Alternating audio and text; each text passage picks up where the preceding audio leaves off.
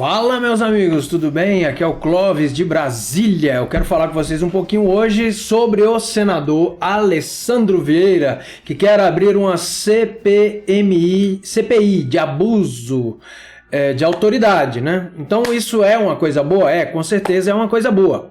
Eu gostaria que senadores como o senador Girão ou outros como Rogério Marinho, Magno Malta fizessem isso aqui. E não um cara do MDB, né? Mas tudo bem. O porquê que eu falo isso? No passado, o senador Alessandro Vieira, deixa eu confirmar aqui se estamos gravando tudo certinho. Estamos gravando. O senador Alessandro Vieira, ele era participante da CPI da Covid, né? Então teve a CPI da Covid e ele deu um parecer contra o pessoal, contra o Bolsonaro, contra a direita, querendo punição por conta de atraso de vacina e um bocado de outras coisas mais. Então isso é um probleminha, né? Então no passado, digamos assim, o passado dele não é muito bom com o Bolsonaro e com a direita. Mas ele quer investigar essa questão do abuso de autoridade.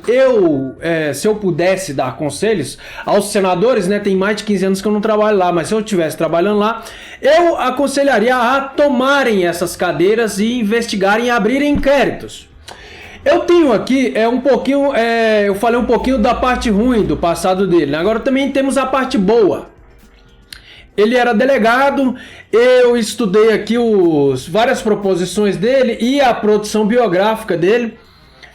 Ele, na produção biográfica, ele tem vários estudos aqui sobre...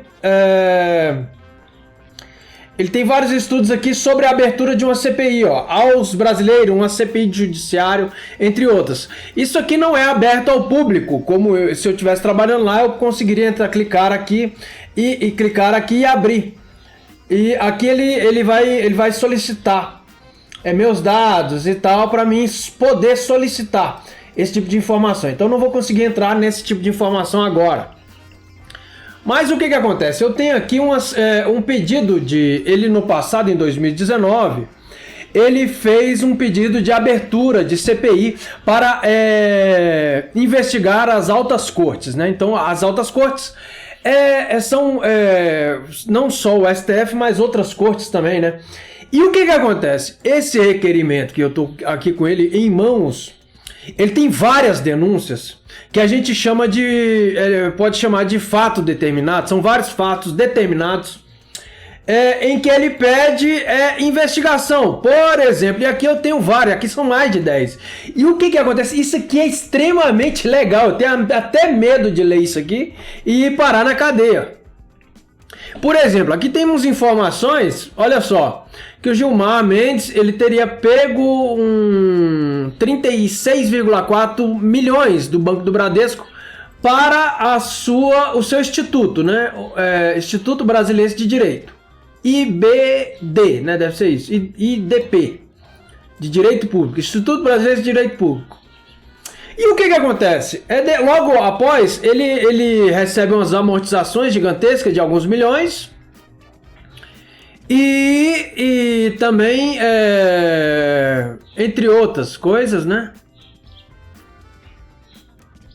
E ele ainda atuou em 120 decisões envolvendo o Banco Bradesco. Então o instituto dele, o IDP, ele pega um empréstimo de 36 milhões e ele vai lá e interfere em 120 decisões envolvendo o Bradesco, sem se declarar suspeito. Isso aqui é um problema? É um problema.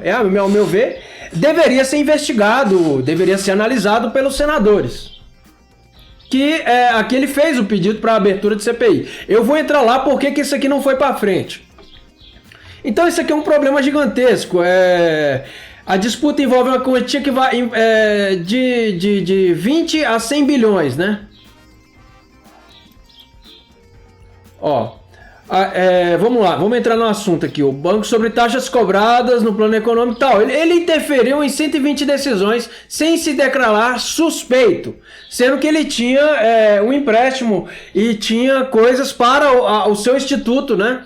Ele tinha um empréstimo de 36,4 bilhões para o seu instituto. de Direito Público, que é um instituto onde eu imagino que ele faça palestras ou outras coisas, né? Então ele não se declara suspeito, esse aqui é um ponto. Vamos lá, aqui a gente tem várias outras coisas, ó. O Dias Toffoli, aqui você tem pedido de vista do Gilmar, que teve mais de 18 meses, ele ficou 18 meses fazendo uma avaliação de pedido de vista, e quando você fala assim, pô, o pedido de vista pelo regimento interno do STF e do Senado é de 15 dias, quando você faz um pedido de vista de 18 meses para atrasar um processo judicial, os senadores entendem isso como uma atrapalhada que deve ser investigada, então eles quiseram investigar e não investigaram. Aqui essa do Dias Toffoli. O Dias Toffoli, um processo de parte credora que tenha sido declarado. Ele não se declara suspeito. Então aqui você tem várias por etapas, né? Aqui ele não se declara suspeito. Essa empresa que ela foi contratada pelo ministro Dias Toffoli, junto ao banco tal.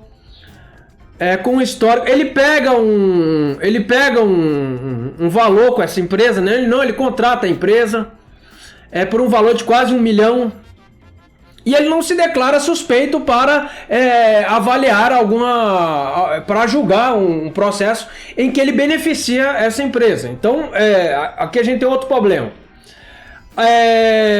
Participação de ministros no quais eles teriam que se encontrariam impedidos, né? Por exemplo, a esposa do Gilmar Mendes, ela era sócia de uma empresa que o Gilmar Mendes investigou, então ele não se declara suspeito. Aqui a gente tem várias, concessão de habeas corpus do Gilmar Mendes ao Jacob Barata Filho, empresário Jacob Barata Filho, com o qual possui relação pessoal, sem que se declare suspeito, para substituir a prisão preventiva por medidas cautelares, né?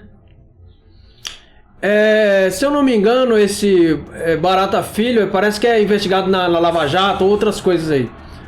Aí você tem aqui também, decisão do Dias Toffoli interferindo na interna corpórea do Senado Federal. Tá. O Dias Toffoli, ele interfere no Senado, né? Ignorando o regimento interno do Senado, da Casa Legislativa.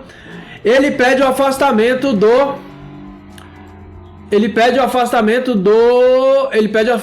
no caso aqui, foi do Renan Calheiros.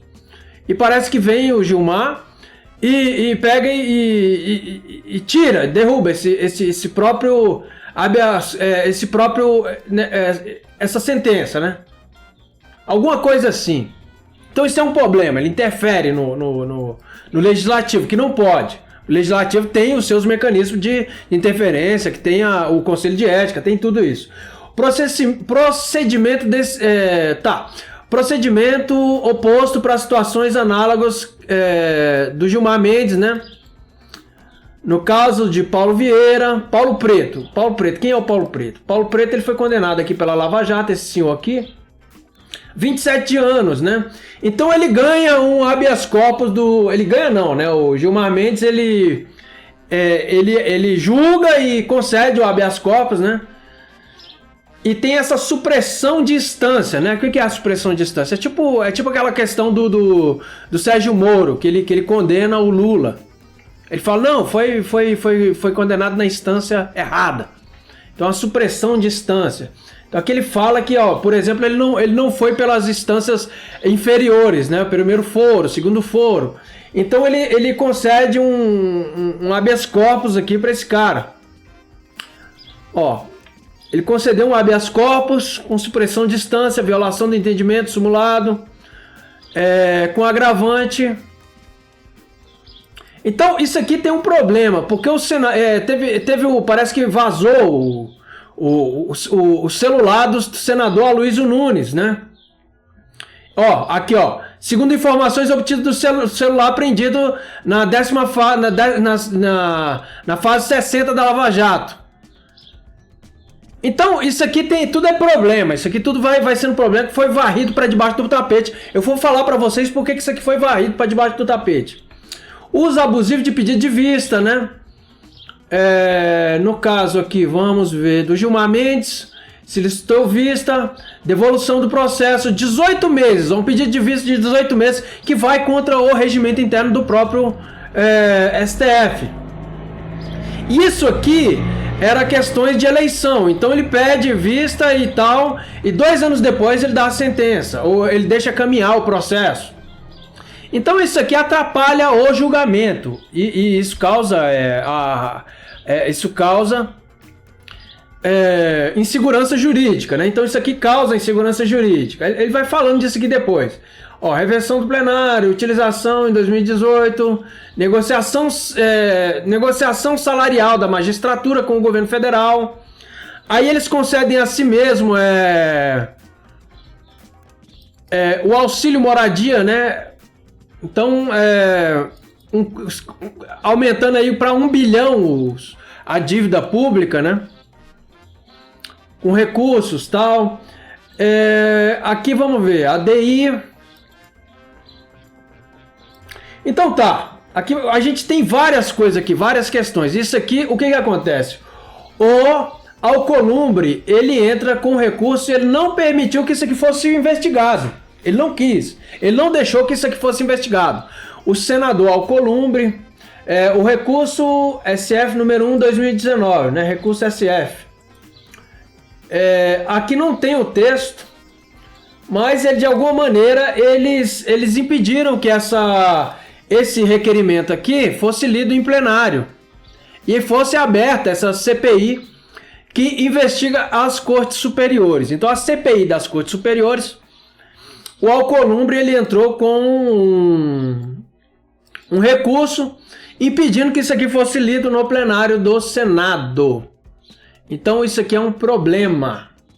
E agora o senador Alessandro Vieira, do MDB, é o que eu falei pro pessoal. Eu não sei se esses caras do MDB estão arrastando asa pro rumo do Bolsonaro, porque o Bolsonaro tá apoiando o Nunes lá em São Paulo. Eu não sei se é por causa disso. Ou se essas pessoas realmente têm interesse. No passado ele demonstrou que ele tinha interesse, mas com o recurso do Alcolumbre, esse aqui, a CPI que investigaria as cortes superiores, ela não foi para frente. A gente não sabe se isso aqui é jogada de teatro das tesouras, né? A gente não sabe se isso aqui é teatro das tesouras ou se eles querem investigar isso aqui realmente. Se isso aqui, se essa abertura de CPI precisa somente de 27 assinaturas, se ela for tocada para frente, eu aconselho que os senadores de direita ocupem essas cadeiras. Primeiro eu passei desde o dia 25 de agosto, dia 20 de agosto, eu passei fazendo um movimento de internet pedindo para que fosse aberta uma CPI de abuso de autoridade, né? Pedindo aos senadores que abrissem uma CPMI, ao invés de pedir um simples pedido aí de impeachment, né? Porque o impeachment ele pode ser justamente arquivado no Senado. Então o que acontece? Eu passei mais de 20, 30 dias aí pedindo para que as pessoas pedissem, ao invés de pedir um pedido de impeachment, pedissem uma abertura de CPMI. O que foi já embargado, né? Então é o pedido de impeachment número 60 que está arquivado no Senado, ou está com pedido de vista, ou está em processo de análise eterna, né? Ad eterno, no Senado Federal. E CPMI, ela é obrigatória, ela é obrigada a ser pautada e instalada. E parece que CPIs no Senado, pelo regimento interno, artigo 145, também podem ser pautados e instalados a partir das assinaturas. A não ser que tenha esses recursos, né, dos senadores, que foi o que aconteceu com o senador Alcolumbre. Por isso que eu tinha pedido para o pessoal pedir uma CPMI. E ele agora está pedindo uma CPI. Por exemplo, no ano passado, o senador Plínio Valério, do Amazonas, ele abriu a CPI das ONGs, que investigou vários problemas com ONGs, principalmente na região norte do Brasil. Eles investigam e encaminham para o Ministério Público inquéritos, né? Abertura de inquéritos. E no caso dessa CPI que teve recurso e não foi lida no plenário, aqui ele na fundamentação, no finalzinho, logo nas conclusões, ele fala, olha, você tem a questão, essas questões do STF estão levantando insegurança jurídica no Brasil. Aí você tem, eu até fiz um resuminho aqui, umas palavras difíceis. Tem o ativismo judicial, decisões desproporcionais, desarruadas, insegurança jurídica, que contradizem o princípio da isonomia. Eles criam ao redor de si uma proteção corporativa, né? Eles criam uma proteção, aquele protecionismo corporativista, né? E isso tudo está impedindo que os senadores investiguem, né? São várias questões. E a CPI, ela tem que ser aberta, né, com as 27 assinaturas, a partir de que você identifica um fato determinado. No caso aqui, ele apresentou quantos fatos determinados? Ele apresentou 13 fatos determinados para a abertura de uma CPI. Isso em 2019. E agora eles querem abrir e eu torço para que abram. E eu peço para que você peça aos senadores que assinem isso. Aqui no passado, praticamente os senadores da direita quase todos assinaram. Ó, você tem aqui, ó, essa CPI aqui, que foi arquivada. Ó, você tem aqui, ó, o Alessandro Vieira, Jorge Cajuru, Eduardo Girão assinou isso aqui, ó. Até cara da esquerda, ó, Fabiano Cantarata é da esquerda. Rodrigo Cunha, Marcos Duval assinou isso aqui, ó. Aí você tem caras da esquerda que assinam também, porque eles também querem participar disso aqui, ó. Plínio Valério assinou isso aqui. O Lazier. Stevenson Valentim, tá vendo, ó? O Regufe.